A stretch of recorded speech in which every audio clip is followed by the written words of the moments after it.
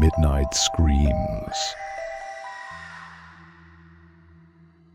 Hello, my name is Redacted, and I'm from a small rural town just outside of Redacted. I'm writing this post today to give advice to anyone who has ever experienced or will one day experience a situation in which you meet your doppelganger. Meeting your doppelganger on the surface level sounds like something very scary. We've all heard the internet meme that goes something like, if you see another person that looks identical to you, run away and hide. But that's really not necessary. Everybody's doppelganger experience will be different. It's akin to having a random roommate in college. You could have a great experience and really gel with a person, or they will threaten to kill you and have you lying awake at night fearing for your life. The chances you will come in contact with your doppelganger is very high, with chances increasing significantly after you turn 25 years old. Personally, I've met my doppelganger 4 times already, and through my job at Redacted, I feel as though I'm well qualified to give advice for those who haven't met theirs yet. When you meet your doppelganger, you must act like you don't recognize them, even though they will look identical to you. You must wait for them to approach you and introduce themselves. They will usually say something like, "Nice to meet you," or "It's a pleasure to meet you."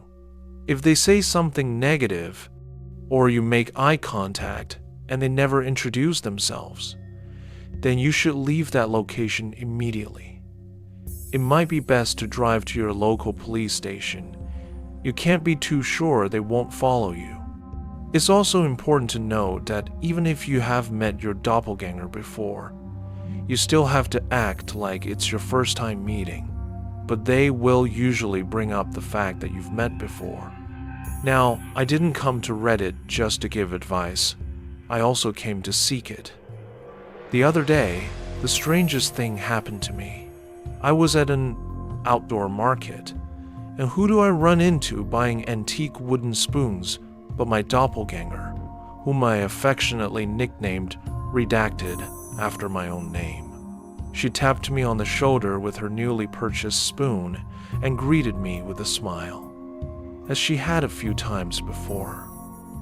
"It's great to see you," she said, sticking out her hand. I went to shake it, saying the same thing, but her skin felt ice cold, different than the last time I saw her. She looked around, then dropped her voice to a whisper. "How many times have we met?" Something was off. She seemed nervous. Her eyes kept darting around like she was on the lookout for someone.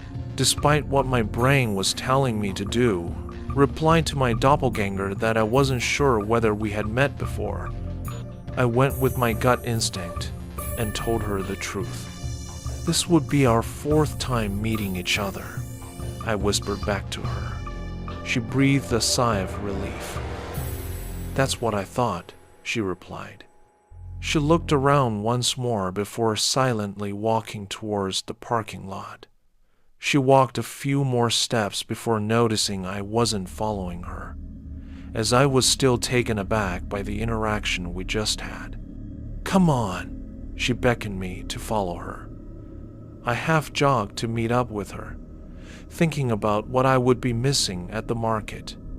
Organically fruit-flavored honey, hand-knit quilts sold by a woman who looked no younger than 90, fresh-baked chocolate chip cookies from the vegan booth.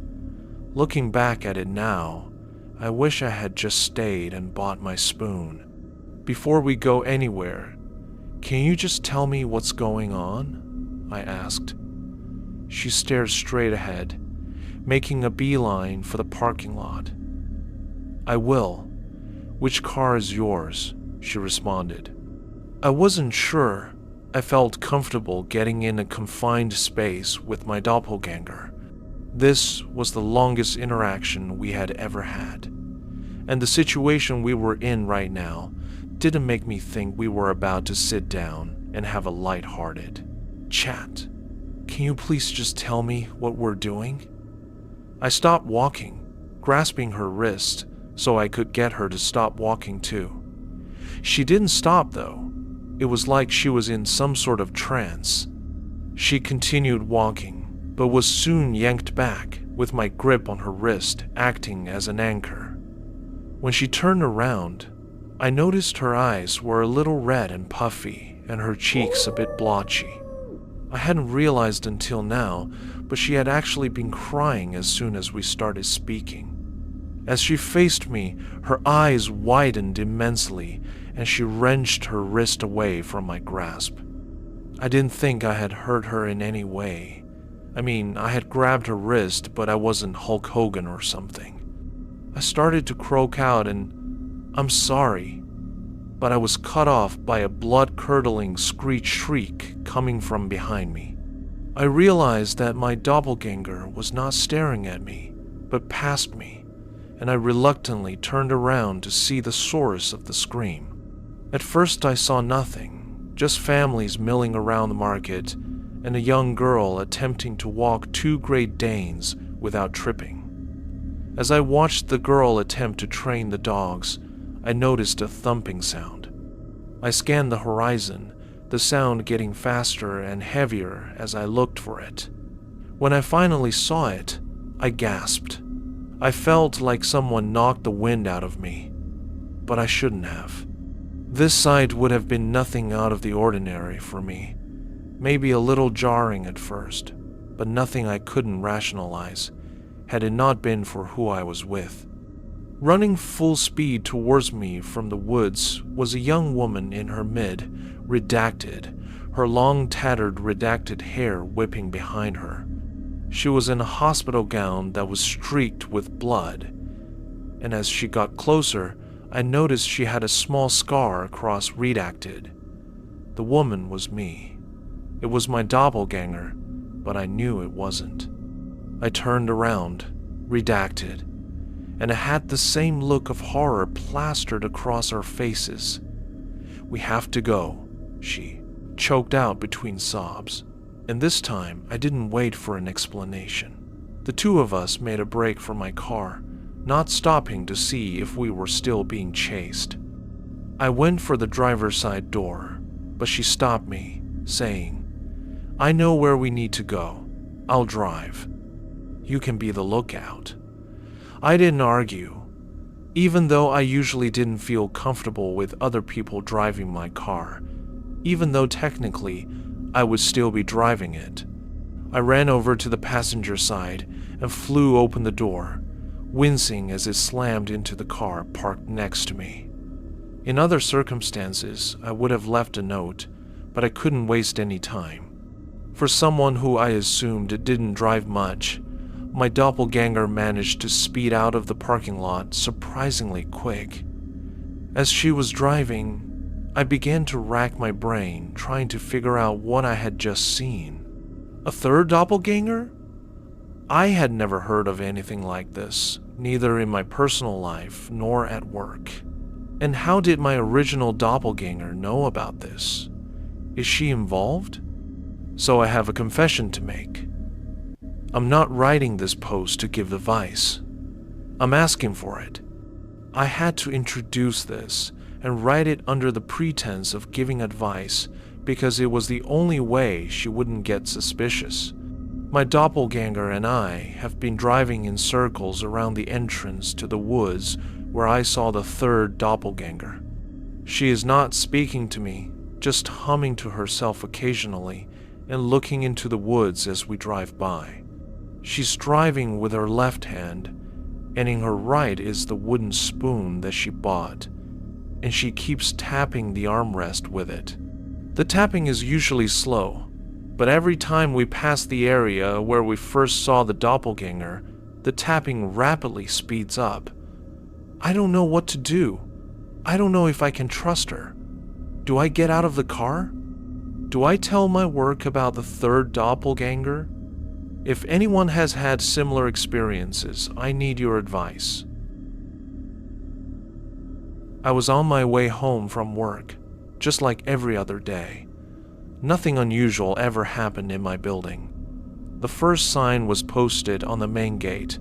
"You have never been here before. Strange. I mumbled to myself as I opened the door and walked toward the elevator inside. Another sign was taped next to the panel of floor buttons. The floors will all look normal, but nothing is normal.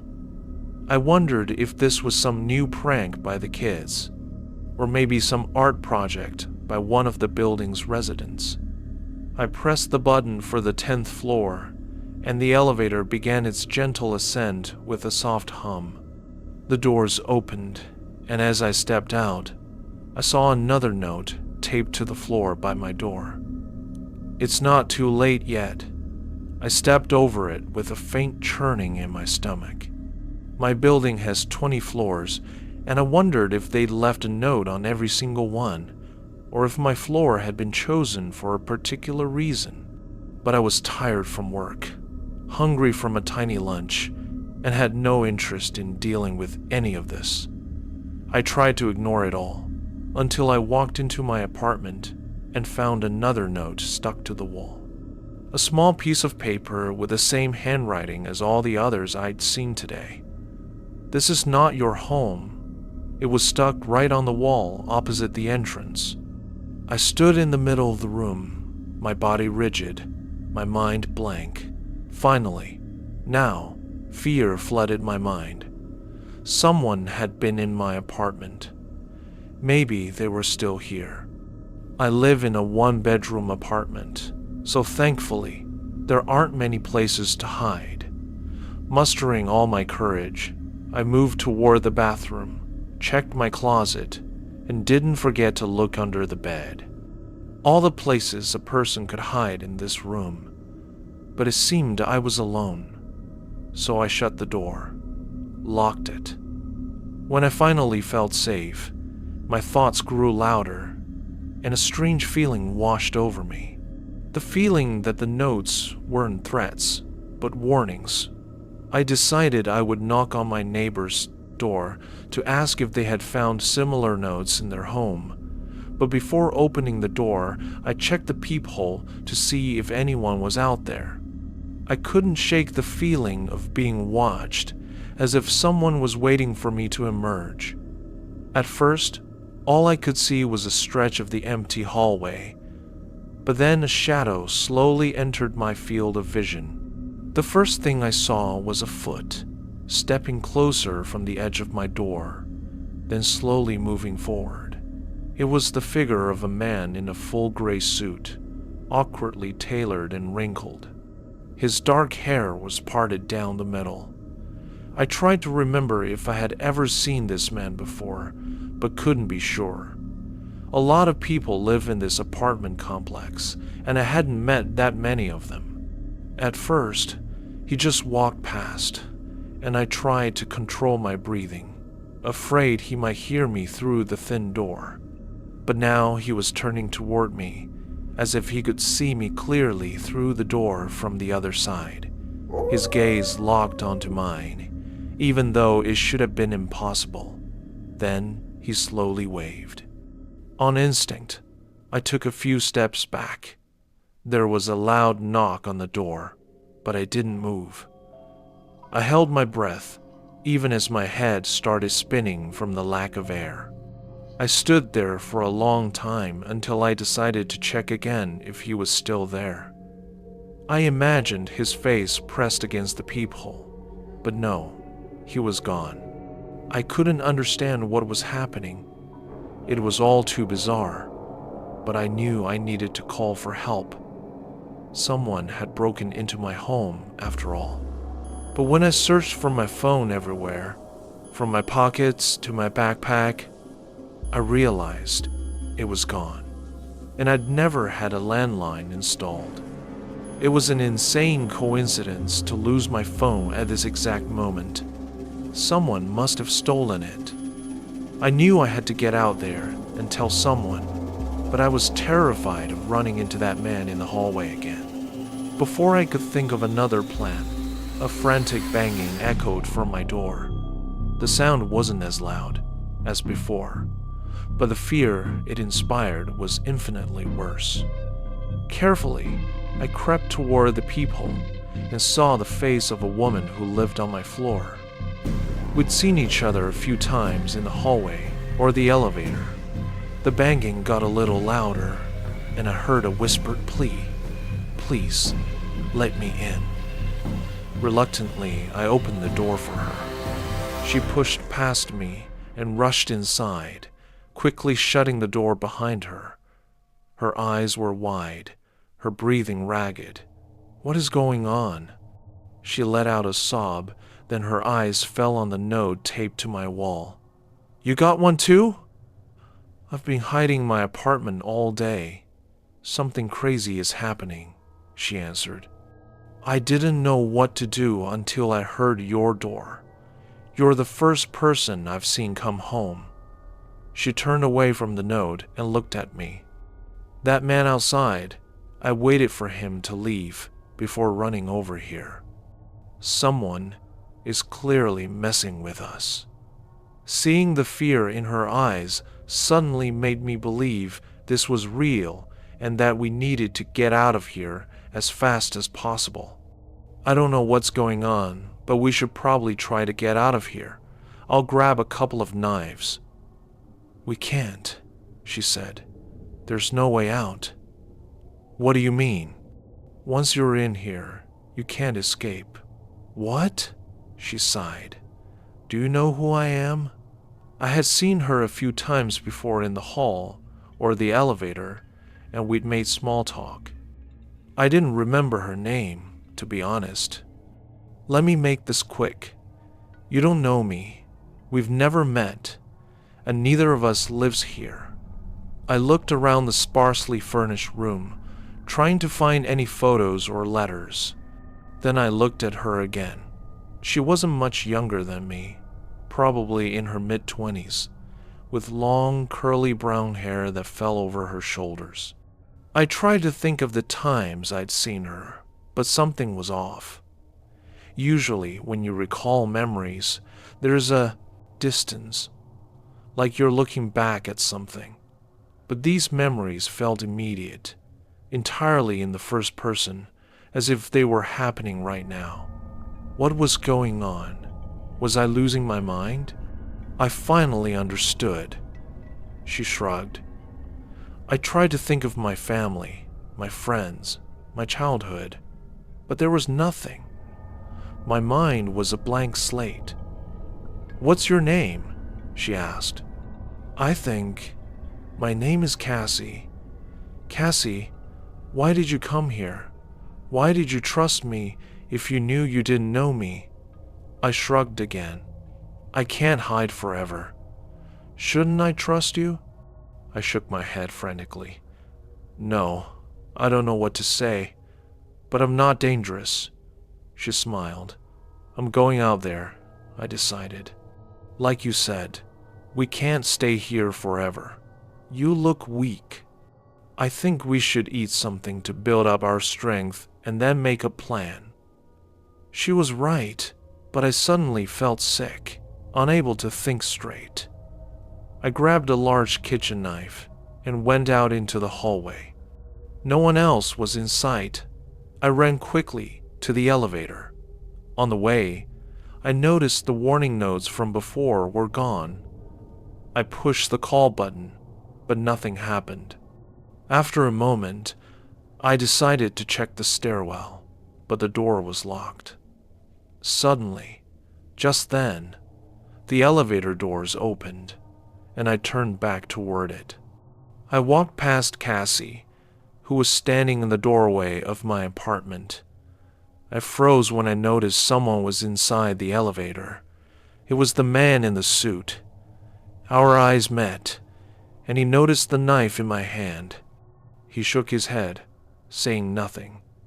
Then he looked past me, straight at Cassie. "Go on, hurry!" Cassie yelled. The man stepped forward, but before he could get close, I ran back to my apartment. Cassie slammed the door shut and locked it. I was gasping for air. "I told you there was no way out," she whispered, walking over to the sofa and sitting down. "We can't stay here forever. We'll starve to death, or he'll find a way to break down the door and get us. We could make a sign to hang out the window. Maybe someone will see us. And then what? She frowned. The man started banging on the door outside, louder and louder. Get out of there! I heard the man's voice from the other side. It's not too late.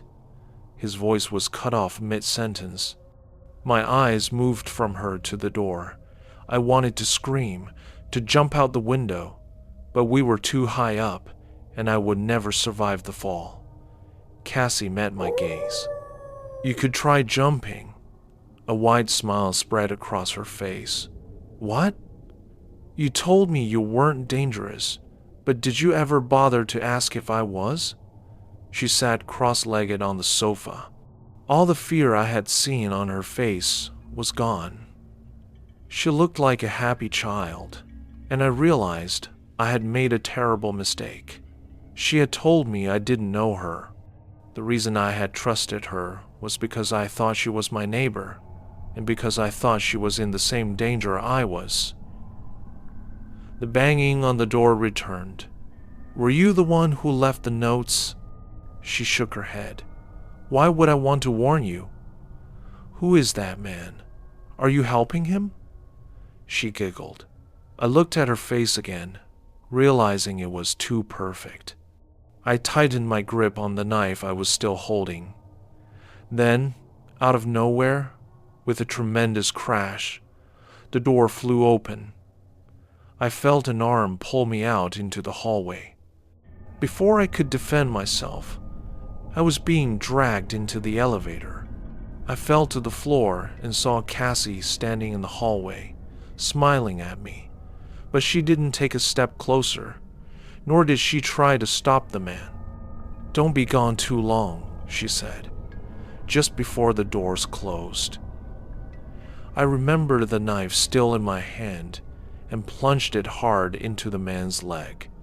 His eyes went wide and he collapsed, slumping to the floor beside me.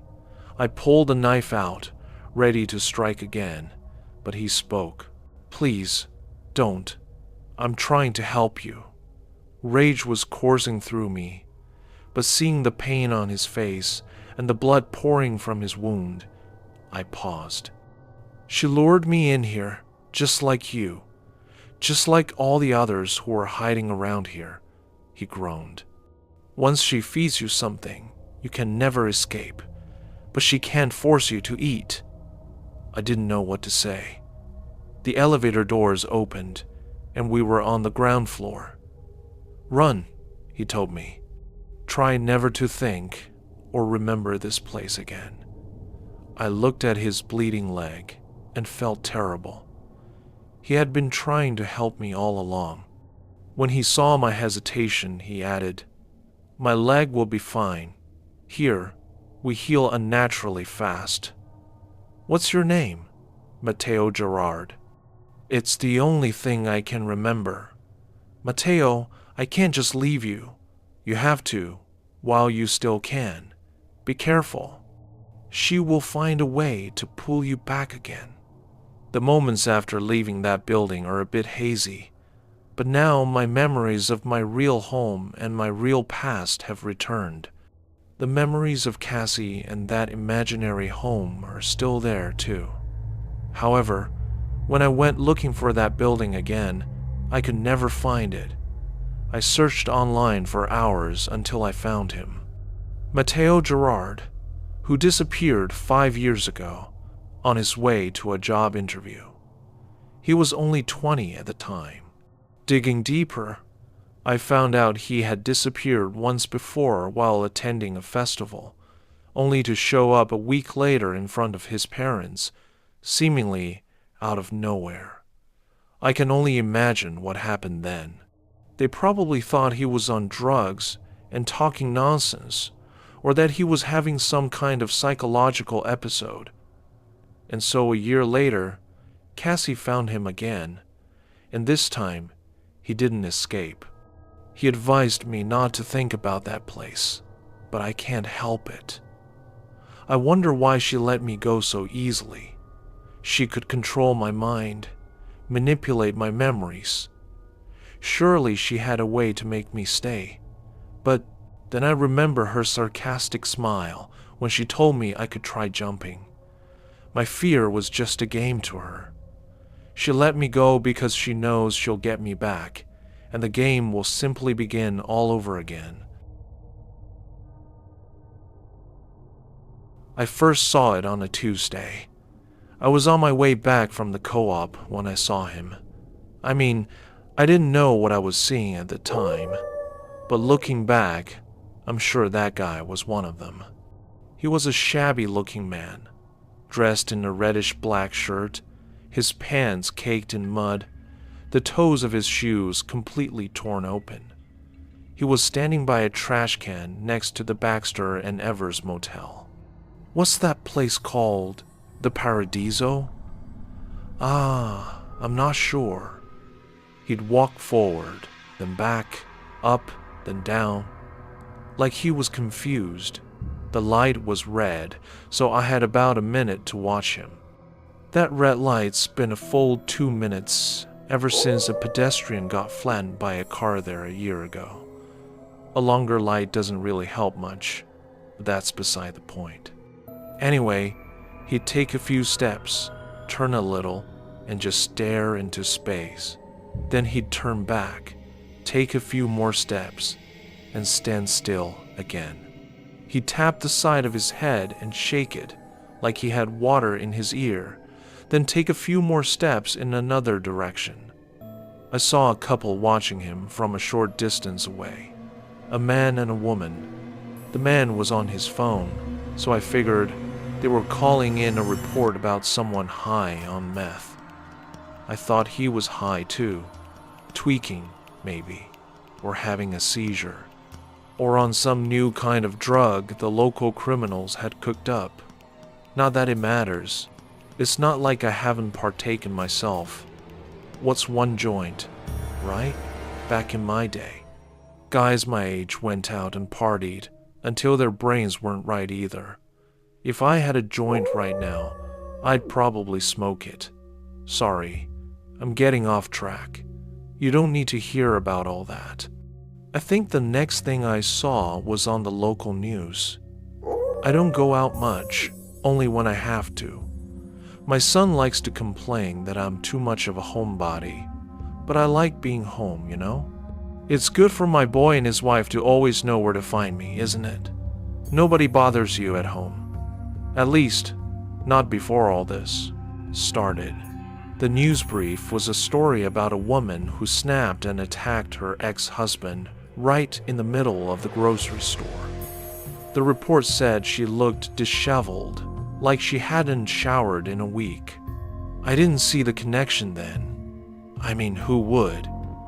A woman attacking her ex is news, sure, but it's not exactly the end of the world. The next day, I heard about a police officer who nearly murdered his entire family. A wife and 3 kids, 2 in high school, 1 in middle school. The family was pretty well known around town. The oldest was on the baseball team. The wife was on the PTA, which is a thankless job. I heard the husband was ex-military. The war does things to a man, you know? I get it. I didn't think much of it. Beyond the general sadness of so many lives being lost over one small incident. The wife stopped him with a single shot from his own gun, but not before he'd already killed the 2 younger ones. He was going after the oldest when she put a bullet in the back of his head. Then my son, Fabian, called me. He told me the mother in that story was his wife Janet's best friend. They'd known each other since high school. She was in shock, of course, and Janet was visiting her at the hospital constantly, and that's when things got serious and clearer.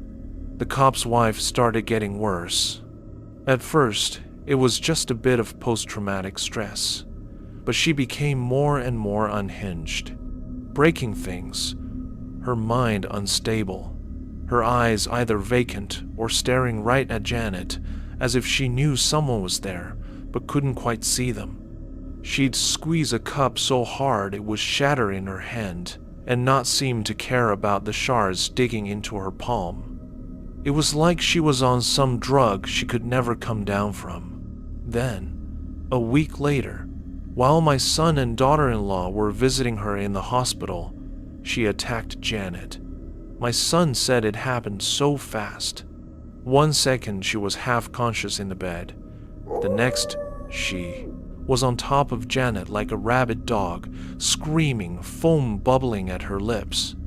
Fabian couldn't pull her off until he kicked her hard enough to break her ribs, nearly breaking his own leg in the process. And then she turned on him, launching herself at him like a wildcat. He knows some kind of weird martial art and did a flip, and she went sprawling to the floor. The fall broke her neck. My son is a gentle soul, a good boy.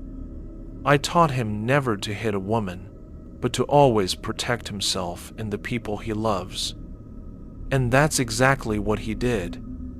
The sheriff knows us, knows my Fabian. He knows how kind the boy is, but he arrested him anyway.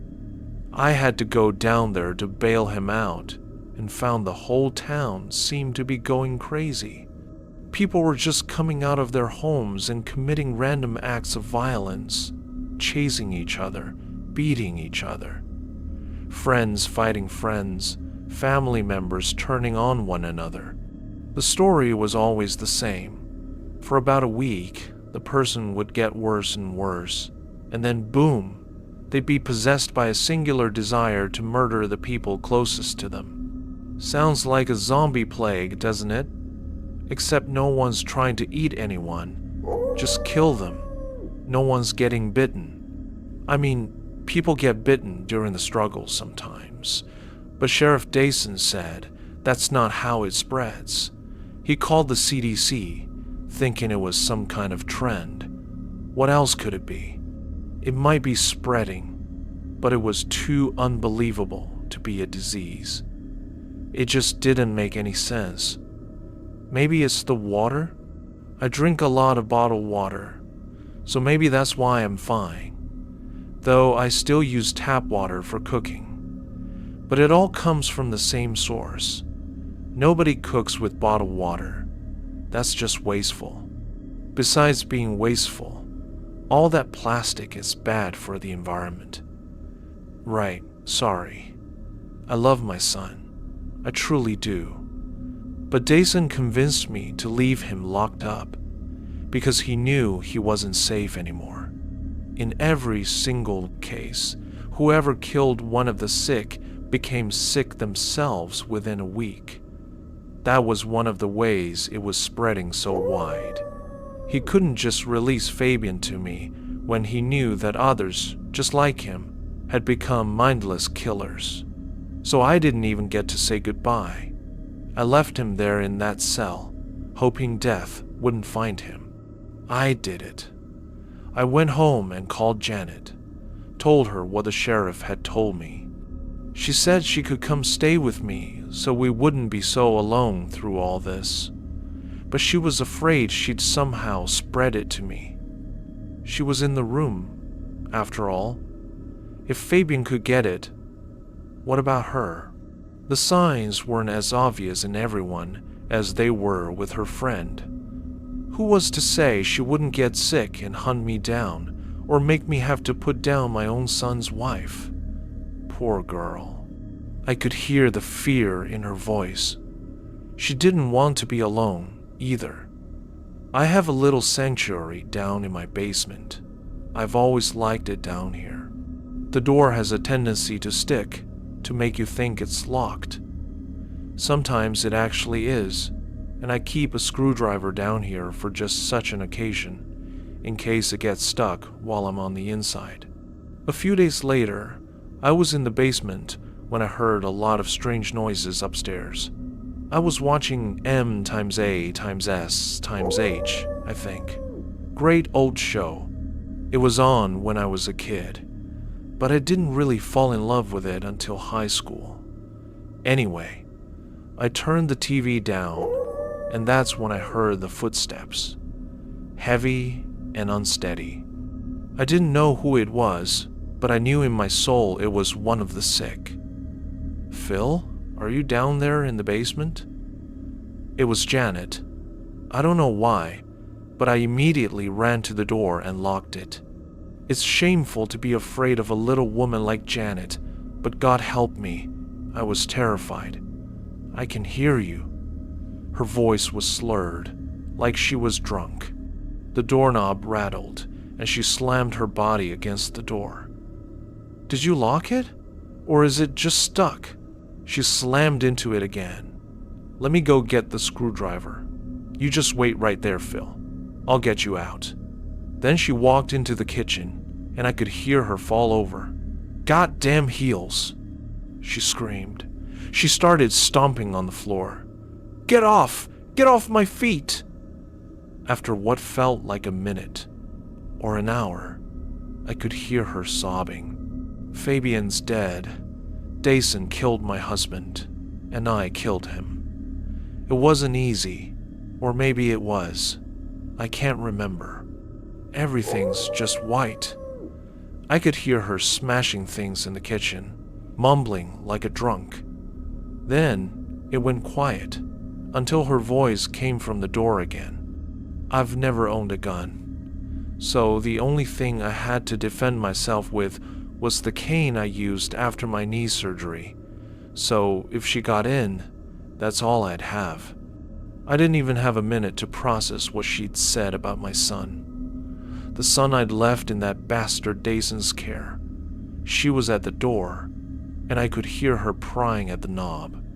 "Just a minute, Phil. Just a minute, Phil, Dad." She kept repeating it, louder each time. After a few minutes, I heard the screwdriver drop to the floor, and she started rattling the knob and slamming against the door again. The words had become an incoherent shriek, and then silence. If it wasn't clear, my daughter-in-law Janet is a small woman and not strong enough to break down the door. It's a solid wood door, tough and sturdy. It held when she threw herself against it, and it held when she finally broke the doorknob and created a hole. She could look in and see me then. I was standing halfway up the stairs, right at eye level with the missing knob. She was smiling when she saw me. She wasn't my sweet daughter-in-law anymore. She was a devil wearing her face.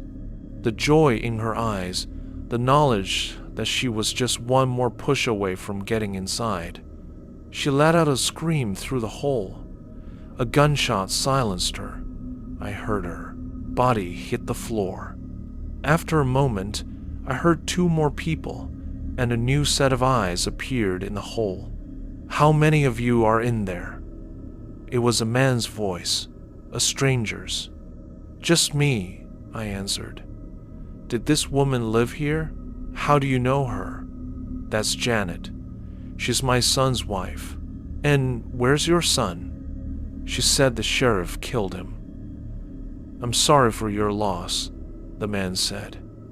"You have enough supplies to last in there? Can you survive for about a week?" "I have a freezer, a little kitchenette, a toilet. I could make do," I supposed. The TV still worked, and I had internet, though for how much longer I didn't know. I had books and a sofa. "I think so," I replied. "Good. I'm going to block this door, and I'll be back in 1 week. If you're still you when I get back, I'll get you out of here," he said. He disappeared from the hole, and a minute later I heard the floorboards creak before something huge passed by the opening and slammed onto the floor. "I'm using your fridge to block the door. Stay away from the hole and stay quiet. I'll be back for you. You hear?" "What's your name?" I asked. "You don't need my name. Just stay in the basement. Oh, and one more thing. Don't call anyone. The last thing we need is more people getting drawn into this. If you care about your fellow man, you'll keep quiet. Are you with the CDC? I asked, but he was already gone. So now, I'm waiting. I'm just waiting. It's been a few days since I started writing this, and I'm still fine. I'm keeping quiet. I don't want anyone else stumbling into this mess, but I have to get the word out somehow, while I still can. I figure you all are the best people to tell. You'll know it's real. You won't think I'm crazy. If you think you know someone showing the signs, be careful. Go on a trip. Be gone for about a week. As for me, I think I'll watch some more M times A times S times H. I never get tired of watching Alan Alda. Maybe seeing a man who can smile in the middle of hell will help the time go by a little faster. My sister, Mia, loves plushies and dolls. She collects them from everywhere.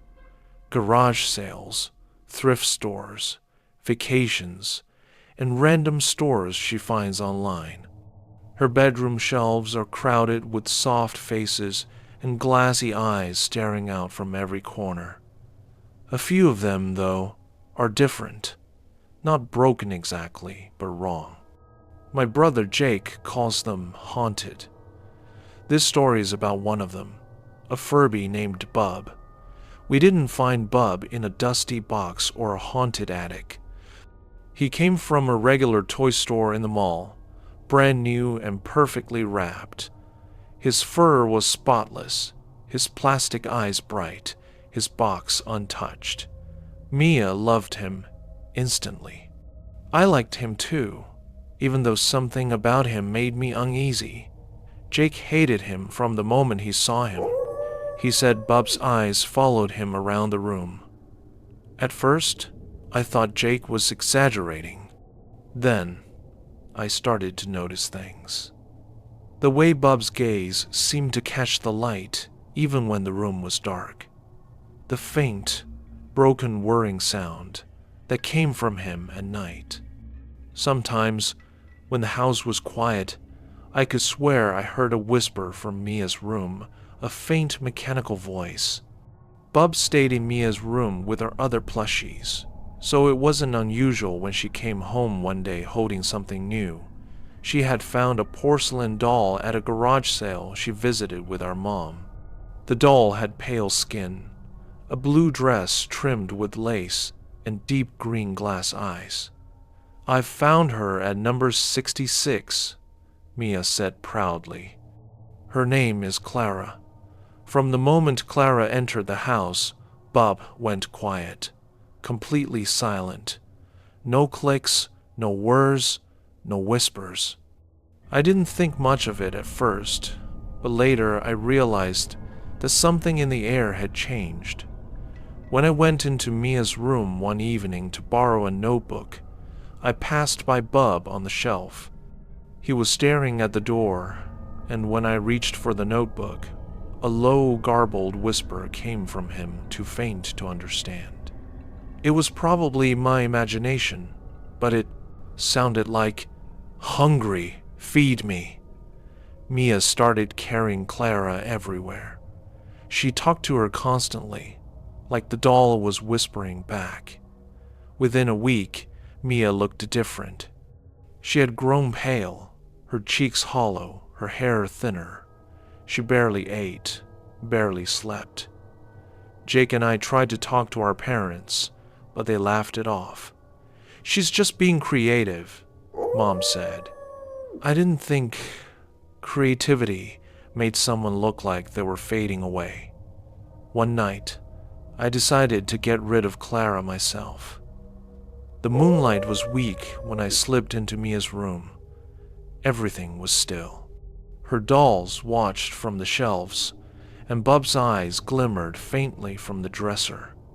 As I crept toward the bed, I could have sworn one of his eyes flickered closed, like a wink. Clara lay beside Mia, her green eyes half open. Up close, she looked unnervingly human. Her hair seemed thicker than before, her cheeks faintly pink, her lips slightly parted in what almost looked like a smile. When I picked her up, her body was ice cold. The chill ran down my arms. I didn't stop to think. I just rushed outside and threw her into the trash bin. That was supposed to be the end of it. The next morning, Mia walked downstairs with Clara in her arms. The doll looked newer than ever, her hair shiny, her eyes bright. Mia looked exhausted, but she was smiling. When I met Clara's gaze, I thought I saw amusement there. A kind of quiet, knowing victory. A week later, our parents went away for their anniversary. It was just the three of us, Jake, Mia, and me, left in the house with a freezer full of pizza. That night, the table felt heavy with silence. Mia sat opposite me, pale and distant, with Clara perched neatly on her lap. Every so often, Mia's hand twitched, as though someone were tugging invisible strings. "Do you want a bite, Clara?" Mia asked softly. Jake sighed. "Oh my God, Mia.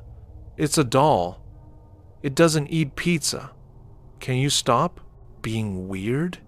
Mia looked up.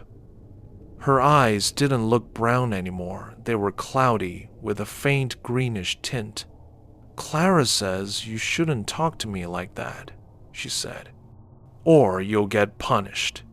Jake laughed, but it was uneasy. "Okay, that's enough." Her voice changed then. It deepened, hollow, and wrong. "You don't take us seriously." Before I could move, Mia grabbed the steak knife beside her plate and drove it into Jake's hand. He screamed, jerking back as the lights flickered out, plunging the room into darkness. When they blinked on again, Jake was clutching his bleeding hand, and Mia was already running upstairs, the doll clutched tight against her chest. I remember those green eyes glinting as she turned the corner. I didn't think. I just followed. Mia's bedroom door slammed shut behind me as I entered. The curtains were drawn, the air cold. I could hear her breathing somewhere in the dark. I fumbled for the light switch, terrified of what I might see. When the light came on, Mia was sitting on the floor, her back to me.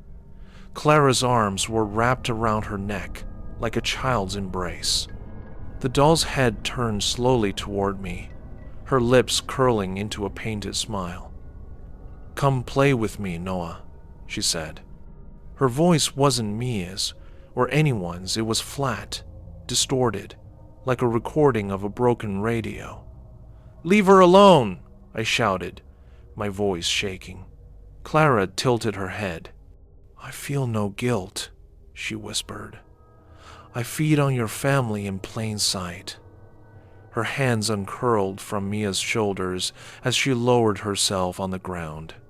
Slowly she made her way over to me and stretched her hand toward me, fingers stiff and pale. Then another voice broke the silence. "Stop!" It came from the dresser. Bub's eyes were glowing a deep red. His tiny plastic beak opened, and a low rumble filled the room. "Who are you?" Clara hissed. "I am your master," Bub said. His voice was layered and mechanical, but heavy with authority. "Bow down to me," Clara screamed, a sound that rattled the walls. Her porcelain face cracked down the middle. Smoke rose from her chest as she twisted and convulsed. "You can't stop me!" she shrieked. Bub's eyes flared brighter. "Bow," he said, "or burn." Clara's body splintered, then melted, collapsing into a puddle of wax and ash. Her last cry was a high, thin wail that shattered the lamp beside Mia's bed. Then, silence. Bub's head turned toward me. His eyes dimmed to normal. "Delicious," he whispered, and then he was still. We told the police it was an accident, that Jake had stabbed himself while goofing around. They believed us. Mia doesn't remember what happened that night, and she's healthier now. Her color has returned. Her laughter, too. Clara is gone, reduced to a blackened stain on the floorboards. But sometimes I catch Bub watching me from the dresser, his plastic face blank, his eyes a little too bright. I know better now than to underestimate him. Because one spring morning, I woke to a familiar sound drifting through the vent between our rooms, a soft electronic chirp, followed by a whisper that froze me where I lay. "Hungry. Feed me."